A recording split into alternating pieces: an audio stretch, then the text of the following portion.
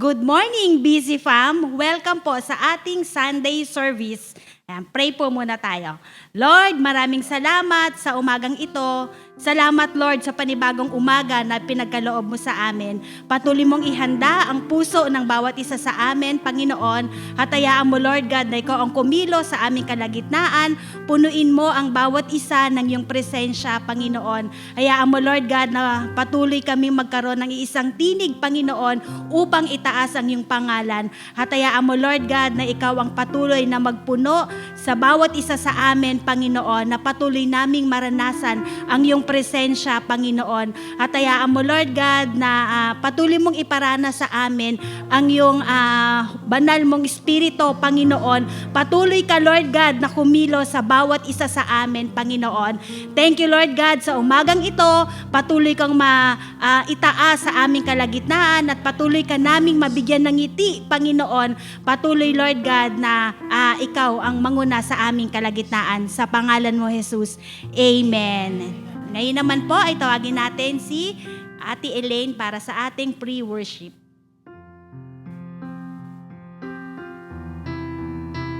Tayo po tayo.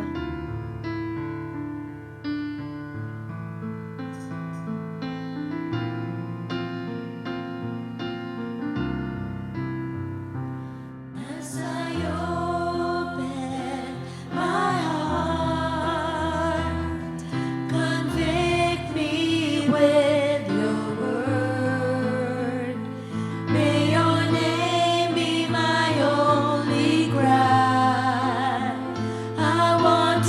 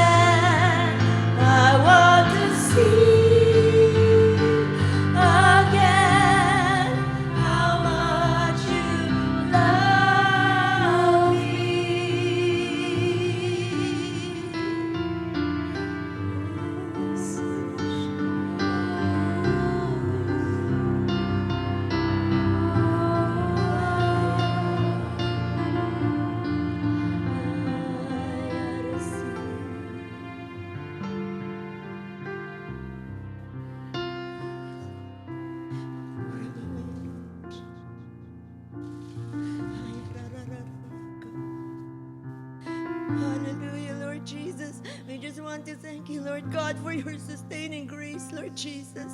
We just want to thank you, Lord God, for you love us so much, oh God. And Lord, we thank you that you lead us and you guide us and you fill us, oh Lord. You fulfill, Lord God, your word in our lives, oh God. You fulfill, our Lord Jesus, your word, your promises. We thank you, oh God.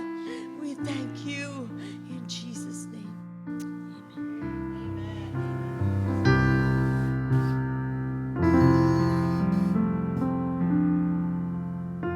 Ayan, ngayon naman po ay dadako tayo sa ating testimony. Yan. Ako po ay tinawag at pinili para mag-testify ngayong araw na to at naway maging tapat. Patuloy na maging tapat. Ayan, ako po ay nagte-thank you sa Lord doon sa privilege na binibigay ni Lord sa akin doon sa trabaho na yun nga sa mga pasyente na naka-encounter ko na share ko kung gaano kabuti si Lord at saka yung nagkakaroon din ng pagkakataon pag kayong magsasabi yung mga pasyente o kaya yung mga sekretary na ate si ganito pag-pray mo ganyan. So thank you Lord sa ganong privilege na binibigay sa akin ng Lord at saka thank you din sa Lord dahil sa kabila na parating si Pepito ay tayo ay sama-samang nagpupuri sa Panginoon, di ba? Hindi hadlang ang bagyo para tayo ay mahadlangan din para magpuri sa Panginoon, di ba? Ito yung pagkakataon para lalo tayong lumapit sa Panginoon, di ba? So, thank you Lord. Thank you Lord sa umagang ito. Thank you Lord sa kabutihan niya talaga. Hindi talaga matatawaran ang kabutihan ng Panginoon sa bawat isa sa atin at sa ating iglesia. Ayan. Ngayon po ay patuloy natin ihanda ang ating mga puso para sa ating worship.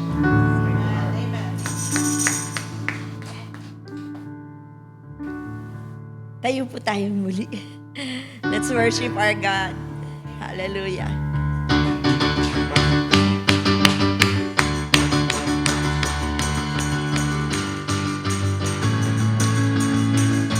You are my rock, and all your words are true.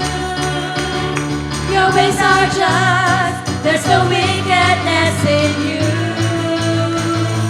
Faithful God, in you I take my refuge.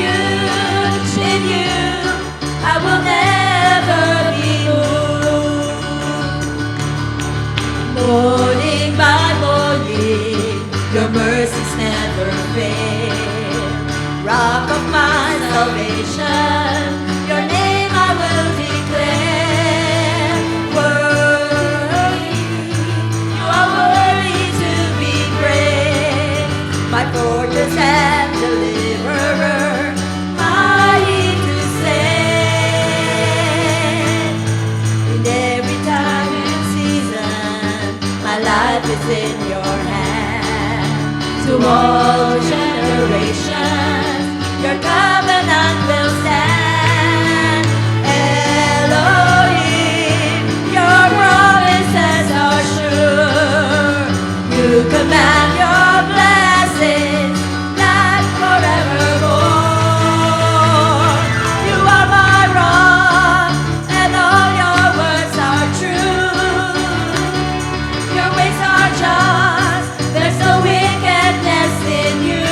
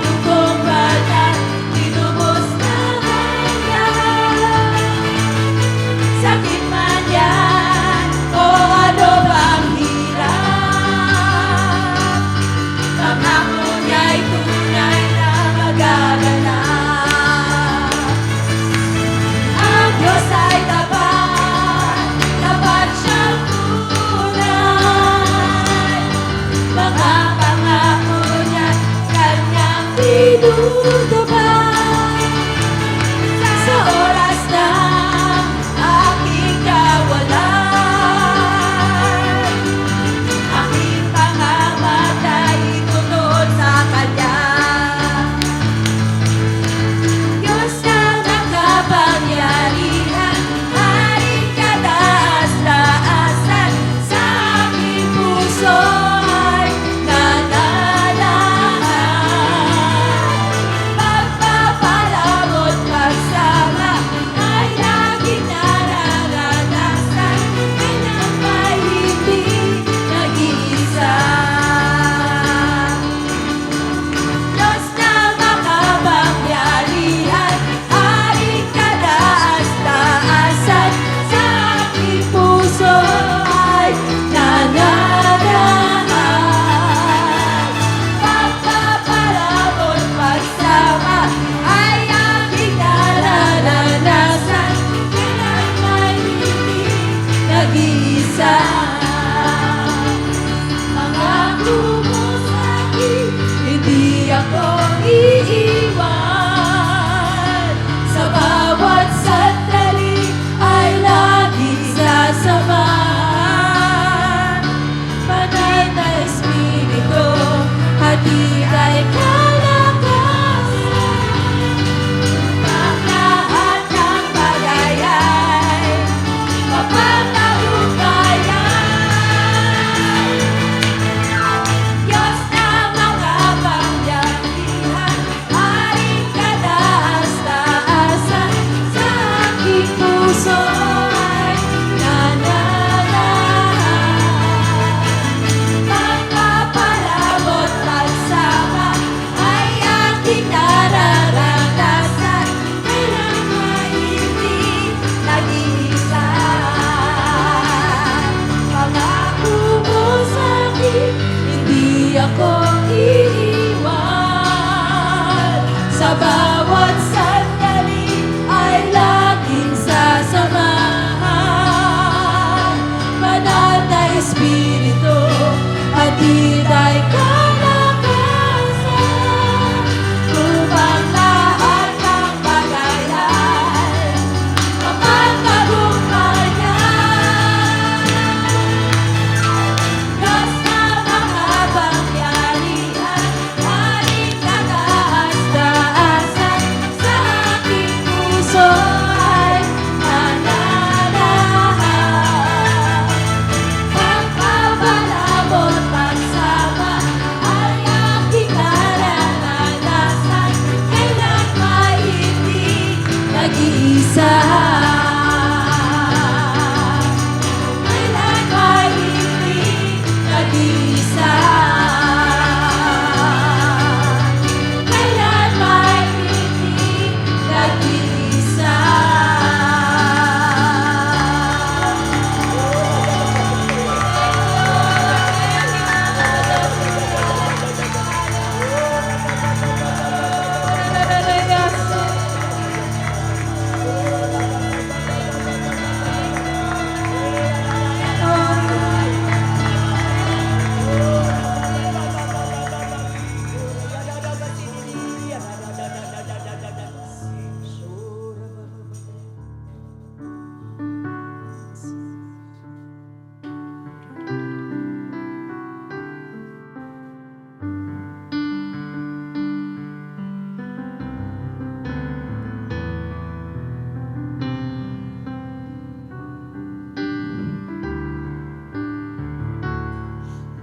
When I see all my imperfections in the light of your holiness, that's when I begin to see how unworthy I can be. When I see all my imperfections in the light of your holiness, that's when I begin to see how unworthy I can be. And you came into my life the moment you heard my desperate cry. Come and change me, Lord, break my will that wasn't so.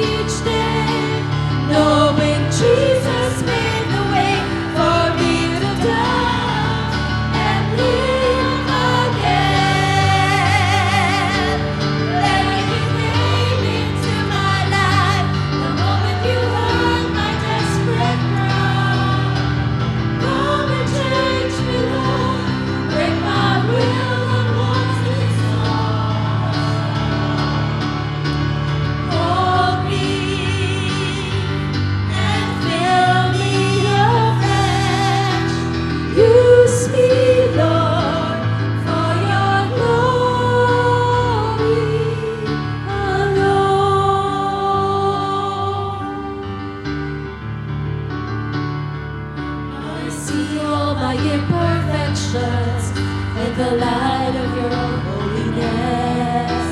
That's when I begin to see how unworthy I can be. When I see all my imperfections in the light of your holiness, that's when I begin to see how unworthy I can be. Then you came into my life the moment you heard my desperate cry. Come and change me, Lord, break my will unwanted soul. Mold me and fill me afresh. Use me, Lord, for your glory alone.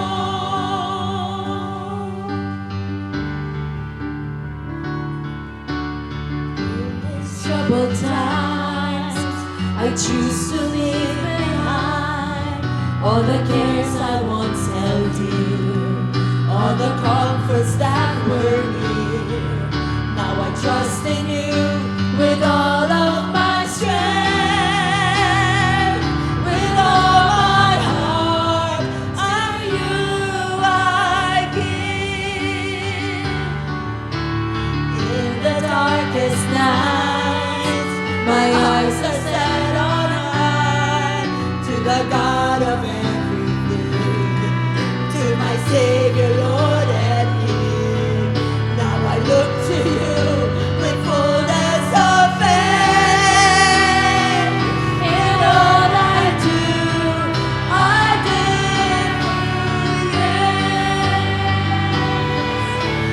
This is a song that I'm singing just for you. It's a song of dependence, a song of dependence. This is a song that I'm singing just for you. It's a song of dependence for you, Jesus. In these troubled times, I choose to leave behind all the cares I once held dear, all the comforts that were near. Now I trust in you with all of my strength, with all my heart. To you I give. This is a song that I'm singing just for you. It's a song of dependence, a song of dependence. This is a song that I'm singing just for you. It's a song of dependence for you, Jesus. Is the darkest night, my eyes are set on high to the God of everything, to my Savior, Lord and King. Now I look to you with fullness of faith. In all I heard, I give you praise. This is a song that I'm singing just for you. It's a song of dependence, a song of dependence.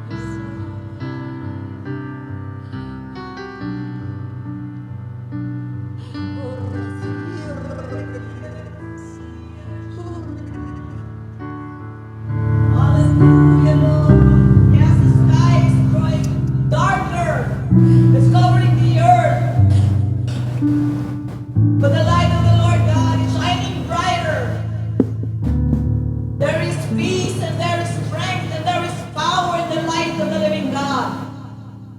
The Lord God in His presence desires that we keep still, we keep our peace, we keep our focus in Him. For the storm too shall pass, and those that are His are staying in calmness because the presence of the Lord is with us.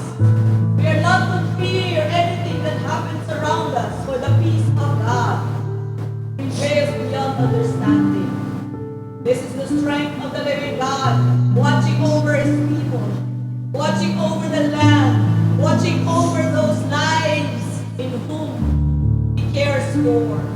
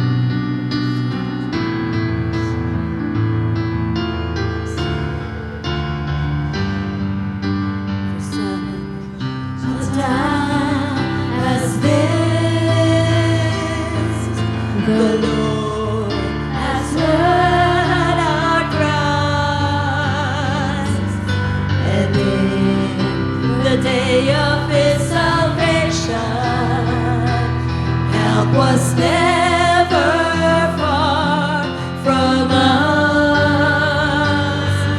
God's grace has preserved us, and we see His right hand upholding us to be a covenant for the people, to regain our inheritance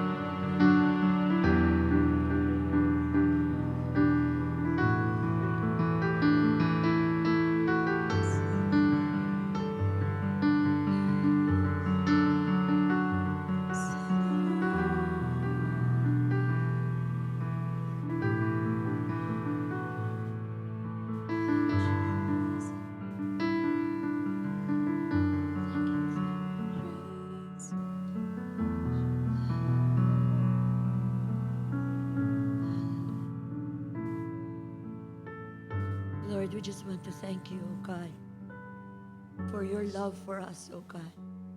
For the grace that abounds, Lord, we thank you. We thank you that you're always with us. We thank you that you see us through the nights, Lord.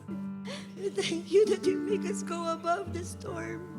Father, we thank you, Lord, because it is only by your grace, Lord, that we stand before you, oh God, and that we are able to live each day.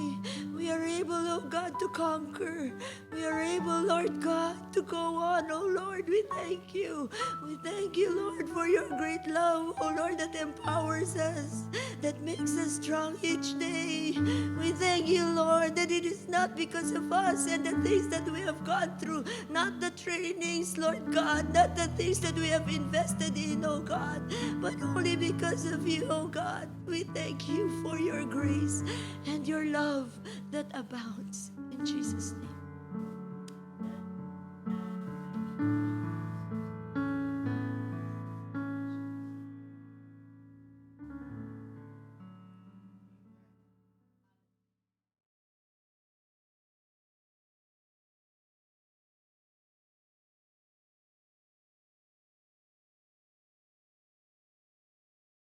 Good morning, Busy Fam!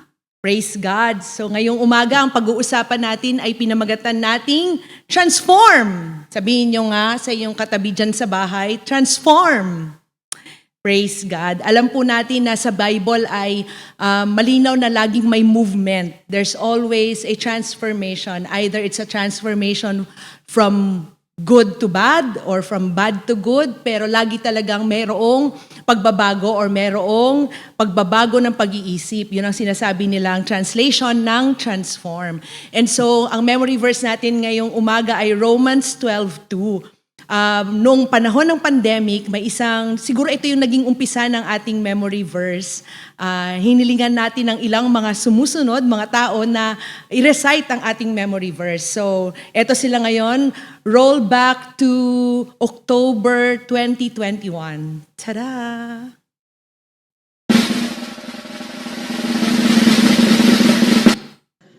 Romans 12:2. Hello, BCCC family! Pastor's Week now. Kaya dapat pati mga pastor nagme-memorize din. O ito po yung memory verse for this week, Romans 12:2.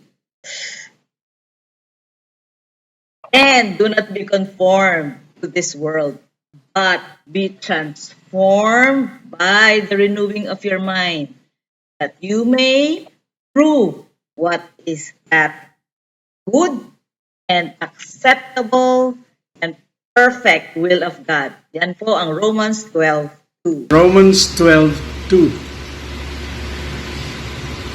Do not be conformed to this world, but be transformed by the renewing of your mind, that you may prove what is that good and acceptable, perfect will of God. Romans 12:2. Romans 12:2. And do not be conformed to this world, but be transformed by the renewing of your mind, that you may prove what is that good and acceptable and perfect will of God. One more time. And do not be conformed to this world, but be transformed by the renewing of your mind, that you may prove what is that good and acceptable and perfect will of God. Romans 12:2.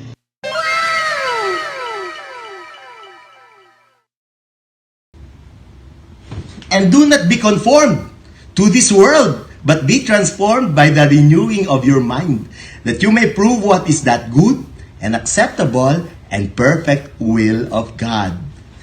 Romans 12:2. Romans 12 verse 2. Do not be conformed to this world, but be transformed by the renewing of your mind, that you may prove what is that good and acceptable and perfect will of God. Romans 12, verse 2. Yeah! Hello, Busy Fam! Ayan, kung kaya po namin, mas kaya ninyo. Ayan. So, kung anong paraan po ng pagme-memorize, kung ano yung madalian, yun po ang gawin natin. At ang goal natin ay yung matandaan natin ng matagalan. Alright, yes, memory verses, hashtag. Next week po, and the Sundays to come, we'd like to encourage everyone. Yes, come one, come all. Bring in your videos. Yes, bye! Mwah, mwah, mwah.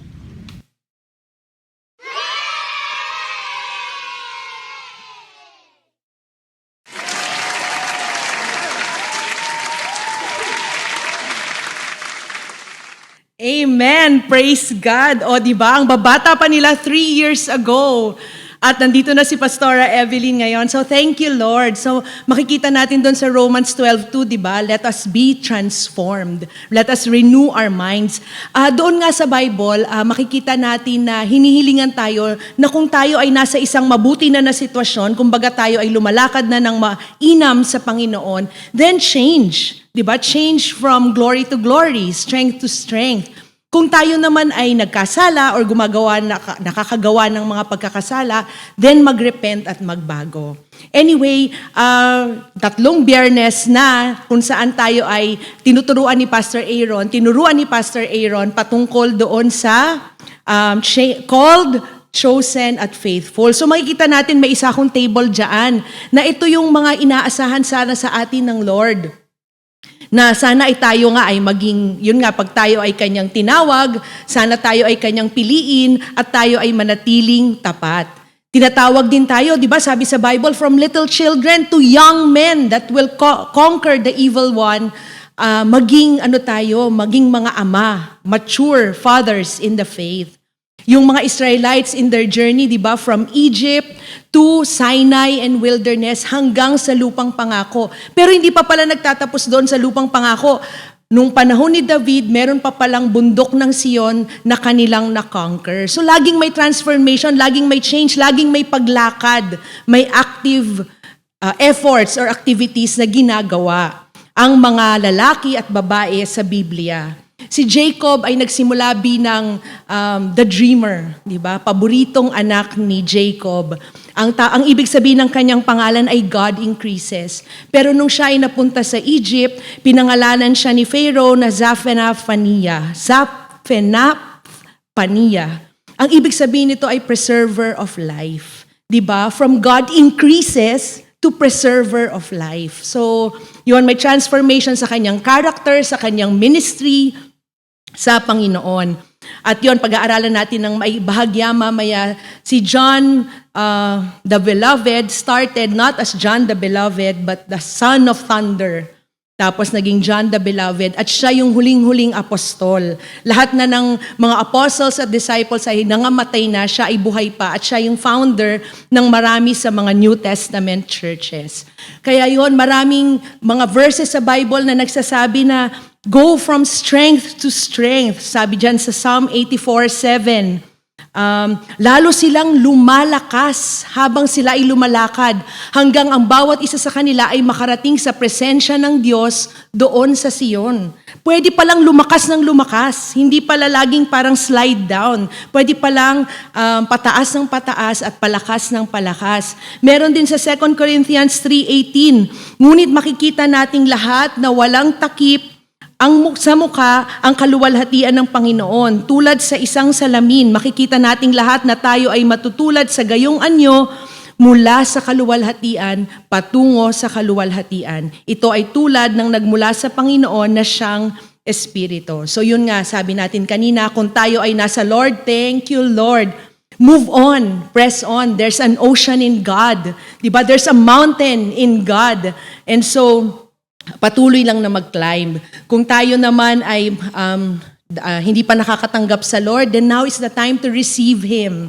Now is the time to be changed. Kung tayo ay alam natin sa ating konsensya na meron tayong dinadalang parang lihim na kasalanan, then now is the time to be transformed from worse to worse. From worse to very good, di ba? At yun, kung tayo naman ay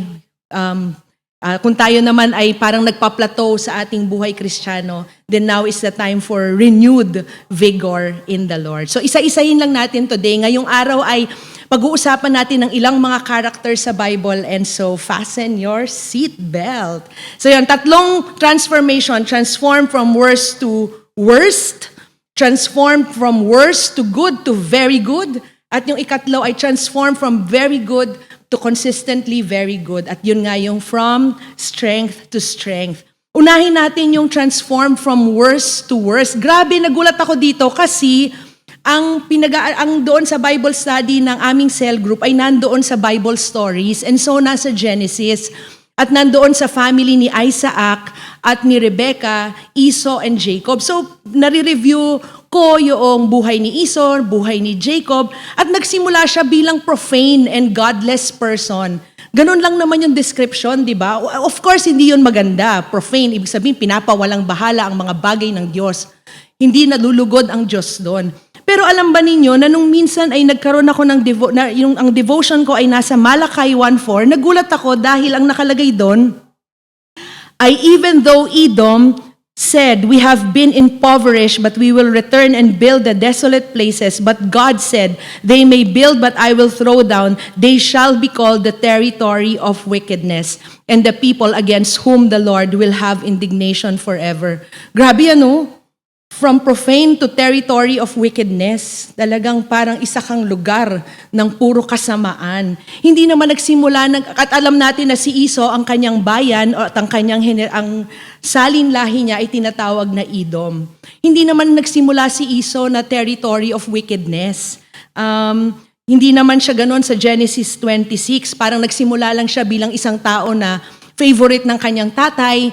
Dumating siya minsan na gutom at sabi niya sa kapatid niya ay, pasabaw ka naman. Hingi naman ng pagkain. At sabi ni Jacob, bigay mo muna sa akin yung iyong karapatan bilang panganay, yung pagpapala bilang panganay.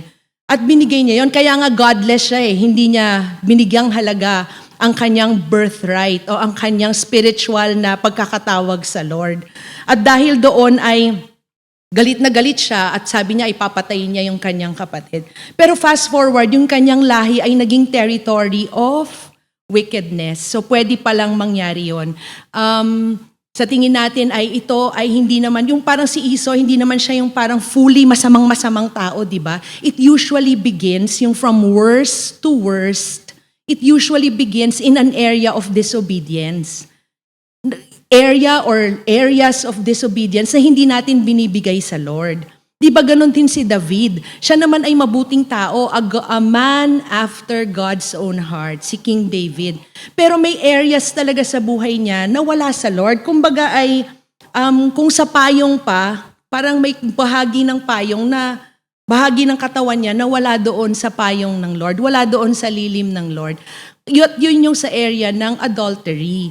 Kasi di ba sabi doon sa mga batas para sa mga hari or yung aklat ng Deuteronomy 17:17, ang sabi doon, ang mga hari daw ay hindi dapat magkaroon ng maraming asawa dahil baka tumalikod siya sa Panginoon at hindi dapat siya magmay-ari ng maraming pilak at ginto. Mukhang walang problema si David doon sa pagmamay-ari ng maraming pilak at ginto, pero may problema talaga siya sa pagkakaroon ng maraming asawa. Kaya area yon of disobedience. Kasi marinaw sa kanila kung anong dapat na pag-uugali at pag-aasta ng isang hari.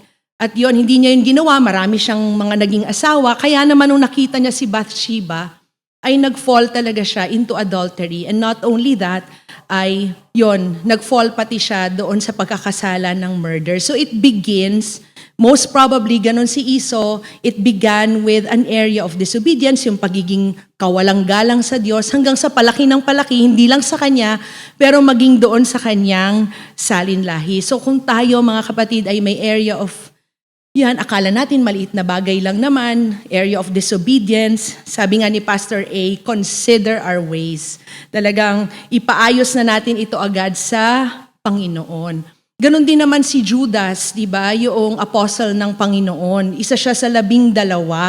Siya naman ay nagsimula bilang magnanakaw. Mangungulimbat si Sir. Sabing ganoon ay doon sa kwento nung kay Mary, di ba? May yung babae na nag-alay ng kanyang mamahaling pabango sa paa ng Panginoon. Iniisip ni Judas na sayang naman yun. Sana ibinigay na lang sa mahihirap. Sabi ganoon sa John 12:6, ay iniisip daw ni Judas na yun nga, sayang. Pero ang sabi ang sabi ng salita ng Diyos, hindi siya dapat John 12:6. Sabing ganon ay, sayang, sana ibinigay na lang sa mahihirap. Pero hindi daw niya sinabi yon dahil talagang nagmamalasakit siya sa mahihirap, kundi dahil isa siyang magnanakaw. Bilang tagapag-ingat ng pera nila. So madalas talagang nangungupit si Judas. So nagsimula siya bilang magnanakaw. He ended up as a betrayer, as the betrayer of the Lord Jesus for 30 pieces of silver. So kung babalikan nga natin si Esau at si Jacob, makikita natin, di ba parang si Jacob naman ay parang mas malala nga yung kanyang naging kasalanan doon sa Genesis, di ba? Sa Genesis 25 hanggang 28 yata. Kung tutuusin, parang masama yung kanyang ginagawa. Yet, hindi naman siya nasabihan na territory of wickedness. In fact, he ended up as a forefather of Israel. Pinangalan pa sa kanya ang bayan ng Israel. Makikita nga natin na sa kabutihan ng Lord sa Psalm 21 at sa iba't iba bang mga verses, makikita natin na ang Panginoon gladly called Himself as the God of Jacob. Imagine, as the God of a former deceiver. Yun ay dahil inalaw talaga ni Jacob ang kanyang sarili na magrepent sa Lord at maranasan mula sa Lord yung mga consequences ng kanyang naging action. So later, pag-aaralan pa natin yon. So kung tayo ay parang, yun nga, may areas of disobedience, then surrender and repent and be transformed. The fact na ito ang message natin ngayon means that the Lord is giving us a window of opportunity to be changed, di ba? All areas of our lives, spirit, soul, and body, even the inner recesses of our hearts should be surrendered to God. Para walang area na wala sa lilim niya. Kasi kung wala yun sa lilim niya, the Lord is a gentleman, di ba? He will not insist Himself on that area. Yun. Second, pwede palang, praise God, pwede palang mag-transform from worse to very good. Diba? If there's something in common between Jacob, David, Peter, and John the Beloved na yon, pinag-aralan natin yung iba sa kanila kanina, sila rin ay nagkasala. Sila rin ay talagang nag-fall short doon sa grace ng Lord. Parang hindi nila napanghawakan ng biyaya ng Lord at nagkasala. Pero ang kaibahan nila ay sila ay nagrepent, kagyat na nagrepent. Nung nalaman nila yung pagkakasala, nagrepent agad. Tapos ay tinanggap nila yung consequences ng kanilang mga naging kahinaan at kasalanan. Kung babalikan natin si Jacob, sabi natin, di ba parang mas malala nga yung ginawa niya kaysa kay Esau, nanloko ng tatay, nakipagsabwatan sa nanay, di ba? Pero bakit si Esau yung territory of wickedness, yung naging salinlahi? Si Jacob endured, sabing ganon sa kwento ay umalis na siya. Kasi nga sabi ni Esau, papatayin ko siya. And so umalis siya, pumunta siya sa malayong lugar, sa Haran, at doon ay nakasama niya yung tatay ng nanay niya na guess what? Mas manloloko sa kanya, mas mapanlinlang at ilang beses siyang nilinlang patungkol sa kanyang sweldo at patungkol sa kanyang asawa or naging asawa. Pero in those 20 years doon sa kwento, wala ka nang maririnig kay Jacob na panloloko, walang paghihiganti.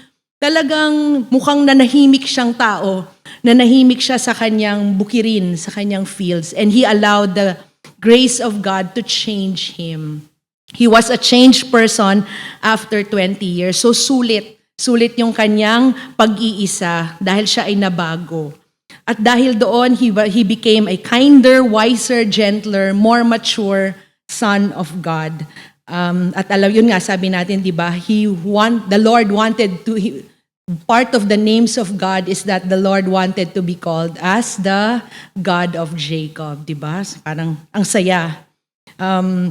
Minsan nga sinasabi ko, Lord, kung ikaw ba sa sarili mo, may kwentuhan, Lord, kung ikaw ba sa sarili mo, do you want to be called the God of Be? Lord, kung ikaw lang ba, do you want to be called the God of Rolf or the God of Kay? The God of Glenn? Sana, di ba? Sana it's something that He is so proud of. Amen. The God of BCCC. Sana ganun siya kasaya pagka nakikita niya tayo. So yun, kung pupuntahan natin si David, na pagkwentuhan natin siya kanina, sabing ganun ay talagang man after God's own heart. Pero nagkasala nga ng adultery and murder. Pero tinanggap din niya, nagrepent siya, nung nalaman niya, na-realize niya yung gravity ng kasalanan niya, nagrepent siya at tinanggap niya yung lahat ng consequences ng kanyang mga naging pagkakasala. At yon, alam ba natin na sa pagbabalik ng Panginoon ay siya ay magiging hari ng Israel. So, he was reinstituted. And he will be reinstituted pagbalik ng Panginoon. At siya ay mahal ng Diyos, the sweet psalmist of Israel. And more importantly, dito talaga natutuwa ako sa humility ng ating Panginoong Jesus. Alam ba natin na the Lord Jesus is proud to be called the root and offspring of David. Diba? David is known for many things. David is known to be a psalmist, a good king, a good leader. But he is also known as a murderer and an adulterer. Pero the Lord Jesus would want to be called a son of David. So praise God, may redemption sa Lord. Pwede talagang nag-fall into sin. Sino ba naman ang hindi? Pwede talagang, sabi nga minsan sa isang nabasa ko, parang ang laki talaga nung combo ng kasalanan ni David, di ba? Dahil adultery na, murder pa, and paglabag pa sa Lord. So naka-trio talaga siya. Pero he's an example of pwede talagang mag-bounce back. And still, the Lord would want to be happy to be called talagang the root or isa sa mga anak ni David. At doon din makikita din natin, di ba, si Peter, si Judas ay magkakasama at si John, the beloved, magkakasama bilang mga apostles. At sabi nga natin kanina ay si John used to be called Son of Thunder. Kasi sabi niya sa Panginoon, gusto mo Lord, tawagin natin ang kidlat at magpaulan dito ng apoy. Ganon, parang inis na inis siya minsan. Sabi ni Lord Jesus, kalma. Hindi niya sinabi yun, di ba? Pero sabi niya talagang easy. And so tinawag siyang Son of Thunder. Pero a few chapters later, he's John the Beloved, di ba? In fact, nung nasa Calvary si Lord, di ba, nung nakapako siya sa cross, ibinili niya si Mary na kanyang ina dito sa lupa kay John the Beloved. So such also is the transformation of character. So kung tayo ay kagaya ni David, ni Jacob, ni Peter na nag-deny sa Lord, ni John, the son of thunder, alam natin na nag-fall tayo into sins, then repent, be changed, be humble, accept the consequences. Siguro sabihin natin, grabe naman, pinatawad na nga ako, may consequences pa rin. Pero ang pinapaalala sa atin ng Lord, para pa rin yun sa ating kabutihan. These are also for our good. Tanggalin nyo na lang po yung R. You. Para pa rin yun sa ating kabutihan. Kasi nga, tingin ko yung 20 years ni Jacob doon sa wilderness ay para pa rin yun sa kanyang naging pagbabago. Diba? Para yun pa rin sa ating kabutihan, yung consequences ng ating mga ginawa, para hindi na sana natin ulitin pa. Because David, after that incident with Bathsheba, when he realized about his sin, wala naman na siyang record ulit ng adultery, diba? Wala naman na siyang record ulit ng murder. Si John, the son of thunder, wala naman na siyang record ulit ng rah! Biglang nagiging wild na galit, diba? Later on, he was only known as the beloved, the aging, the elder apostle of the Lord. So yun, kaya nga sabi, di ba, be transformed with the renewing of our minds that we may know what is that good, acceptable, and perfect will of God. Sabi sa Romans 12:2. Last but not least, di ba, transform from very good to consistently very good. Pwede talagang mag-transform from strength to strength. Marami sa atin dito ay produkto ng Sunday School. Praise God, di ba? Praise God na walang known na kasalanan. Siguro may areas of weakness, pero wala talagang yung parang, ang tindi ng pinagdaanan, di ba? Pero pinagdaan ng kasalanan sa Lord. Pero ang challenge sa atin ay we can still be transformed. There's an ocean in God. There's a mountain in God. There are those men in the Bible na wala namang, siguro meron din silang mga naging weaknesses, pero pinili na lang ng Lord na hindi yun maisulat pa. Hindi na yun mailagay pa. At ang nilagay na lang ay they have no guile. Diba si Nathaniel, in whom there is no guile. Pati si Nathaniel nagulat sa description sa kanya. Pero nevertheless, ang isang prominent dito ay si Daniel. Dahil ganun ay sinabi nga sa Daniel 1:8, ang sinabi patungkol sa kanya, ipinasya niya. Purpose it in his heart na hindi niya kakainin ang pagkain ng hari o iinumin ang kanyang inumin para hindi siya marumihan. Purpose in his heart not to be defiled. Kaya naman kinausap niya si Aspenas na huwag na siyang bigyan ng pagkain at inumin na yon. He was all out for God. So Daniel was all out for God. And so God made miracles through him. Hanggang sa talagang sinabi na lang ng King of Persia na ang Panginoon ni Daniel ang siyang tunay na Panginoon. At alam ba natin ang transformation kay Daniel ay di ba from someone who purposed in his heart not to be defiled. Kung titingnan natin yung Daniel 10:11-12, sabing ganon ay, at the beginning of your supplication, sabing ganon kay Daniel, the command went out, and I have come to tell you, for you are greatly beloved. Therefore, consider the matter and understand the vision. From someone who purposed in his heart not to be defiled, to someone whose prayers are heard even before they were uttered. Sino sa atin dito ang gusto ng answered prayer? Amen. Sino sa atin dito yung gustong nagsasabi pa lang tayo ng Lord? Sinasagot na ng Lord. Diba? Diba, intercessors? Gusto natin yung Lord. Sabing gano'n, nagsisimula pa lang si Daniel ng kanyang panalangin. The command already went out for him to be answered. Sabi ni Brother Bailey ay meron daw isang beloved pastor. Hindi talaga siya magaling magsalita. Somebody would always preach on his behalf. But this beloved pastor is so loved by God and so close to God na pag nagpe-pray siya, ang kaya lang din naman talaga niyang sabihin ay Jesus. Jesus. But when he would say Jesus, the sweet aroma of Jesus would come. At minsan nga daw may konting misunderstanding dun sa church. So pinatawag ni pastor yung mga medyo parang may konting alitan or tampuhan. Akala daw nila pag-uusapan. Kaso si pastor nga mahina sa words. And so sabi ni pastor ay let's hold our hands. And then ang nasabi lang niya ay Jesus.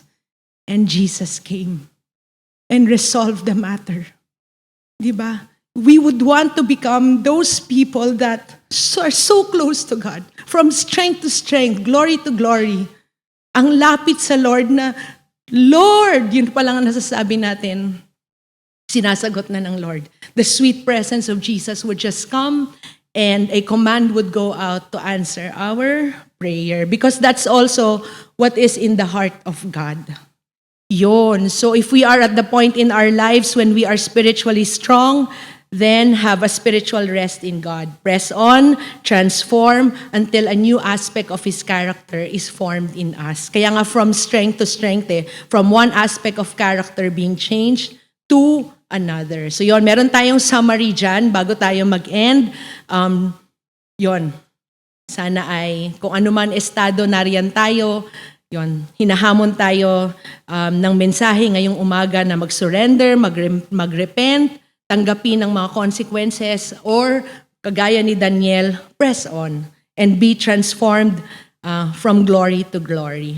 Finally, yun nga, balikan natin kanina yung umpisa natin.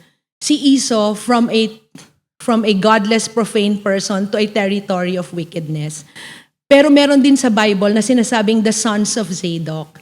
Si Zadok ay isang high priest noong panahon ni Solomon. At siya ay talagang godly, holy, at ang kanyang mga anak, later on, so generations after, ang kanyang mga anak ay known as sons of Zadok. At sila daw ay napaka-faithful. Noong panahon ni Ezekiel, kung saan napaka-idolatrous ng bayan ng Israel, ang mga sons of Zadok ay inaalaw ng Lord na mag-minister sa temple.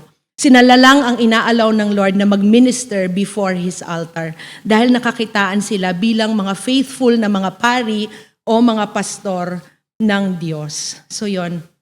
Ngayon sa ating mga trabaho, 'di ba? Parang minsan naiisip ko, hindi ko na gaanong naiintindihan itong next generation. Sabi ko nga minsan, ay Lord, baka naman pwedeng kung itong mga nagka-college ngayon ay pupunta ng trabaho, magtatrabaho na, baka pwedeng retired na ako. Kasi minsan yung trabaho, halimbawa sa aming opisina, iba-iba na kami ng generations. Merong matanda sa amin, meron ding mga bata na minsan mahirap na rin magkaintindihan. So it's the call of our times to really teach also the next generation. Teach them and listen to them. So that the next generation, and even more so our generation, will not become a territory of wickedness, but rather like the sons of Zadok, di ba, na talagang inaalaw ng Lord na maging malapit sa Kanya. Transformed from strength to strength, from glory to glory. Sige po, tawagin natin si Ate Evie para mag-respond tayo doon sa song na gawa ni Pastora Weng, Made Anew.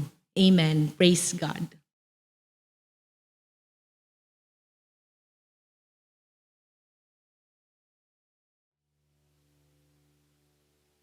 Okay, tayo po tayo lahat at tayo po ay mag-response doon sa message for this day.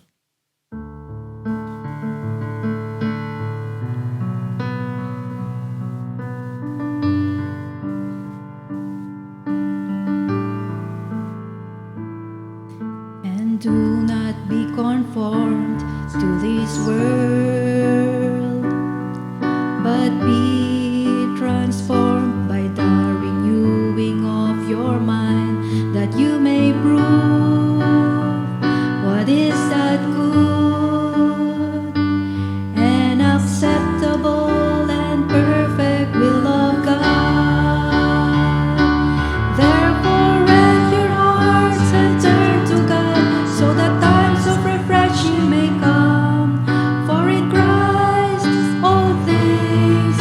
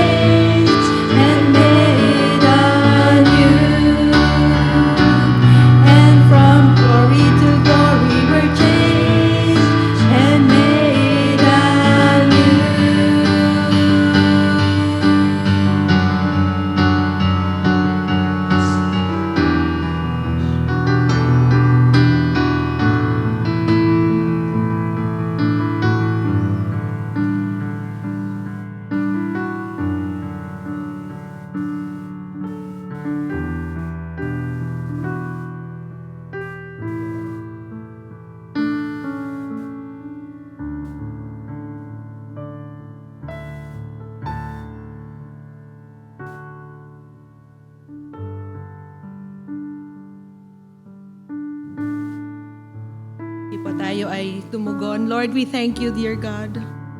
Thank you, Lord, that we can be transformed, Lord. We can be renewed, Lord. We pray, Lord, for our lives to just change, Lord. From glory to glory, from strength to strength, Lord. Always renewed by you, Lord. Come, Lord, for those of us, Lord, who have had a difficult past, Lord. We pray, Lord, for us to be able to have the grace, Lord, to surrender and repent to you, Lord. And be changed. Be changed, Lord. We want the next generation to be a different people, Lord. Not a territory of wickedness, Lord, but something, Lord, that you will be so proud of, Lord. Like the sons of Zadok, Lord, always allowed to minister before your altar, Lord. And Lord, for us who have had, Lord, a good beginning, Lord, may we be as Daniels, Lord, of this generation, Lord, from strength to strength, Lord. Transformed and renewed, Lord, by you. Thank you, Lord. We pray for our lives, Lord, to be pleasing before you always, now and forever. And we pray, Lord, for everyone who's going through difficult times today, Lord. We pray, Lord, for your hand to just come, Lord. Come and meet every need, Lord. You're still in the business of calming seas and storms, Lord. Hush the waves and the winds, Lord. And allow us to be still in your presence. Thank you, Lord. We serve a mighty God. And we know that we can still expect miracles from you, Lord. Miracles in our midst. Thank you, Father. In Jesus' name we pray. Amen.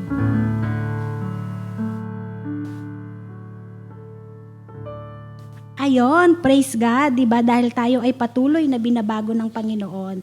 Ngayon naman po ay pwede na po nating ibigay ang ating tithes and offering. Makikita po, ifa-flash po sa ating screen kung paano po natin maibibigay ang ating tithes and offering. Meron po tayong GCash account and BDO account. Diyan nyo lang po i-send yung inyong tithes and offering, hindi po sa GCash account ni Tita Lina. Joke.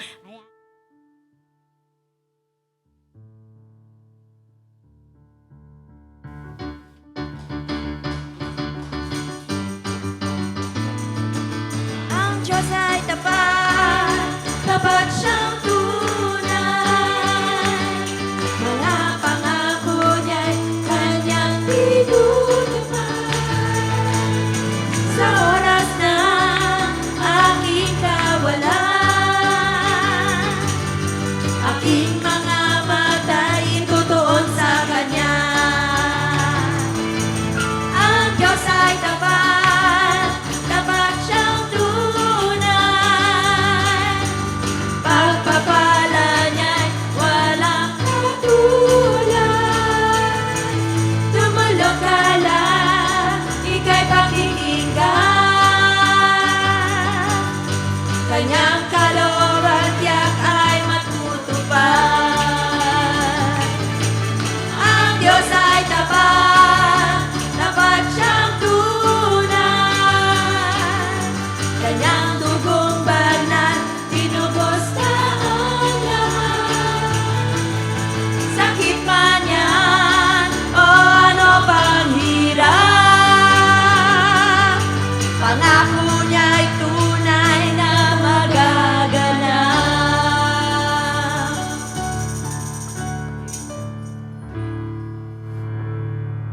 Yes, let us pray for our tithes and offerings. Heavenly Father, we thank you, Lord, for you are good, you are faithful, O God. Tapat kang tunay, O God. At nagpapasalamat kami na ikaw ang aming Jehovah Jireh, Lord, our provider. You are a good shepherd, Lord. We shall not want, Lord. And we thank you, Lord, for each one na nagbigay po sa aming tithes and offerings sa storehouse and even for our church building, O God. We thank you, Lord, that we can honor you, Lord, through our giving. And we thank you din po, Lord, na we can rest assured na hindi mo kami pagkukulangin sa araw-araw, O God.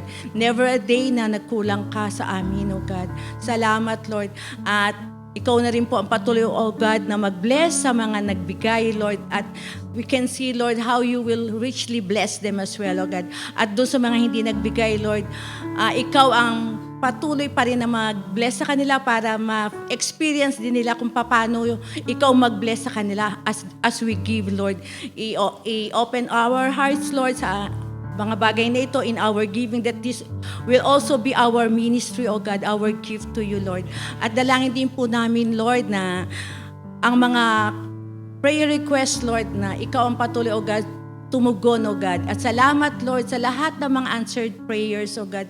Indeed, Lord, hindi ka nagkulang, O God, sa pagtugon ng mga panalangin sa iyo. Muli, binabalik po namin ang papuri, ang pasasalamat, at sa matamis at makapangyarihang pangalan ni Jesus. Amen.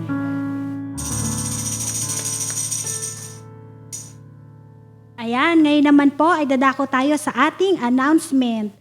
Ayan, sa darating na linggo po, November 24, 2024, ay wala po tayong worship service dito po sa ating church.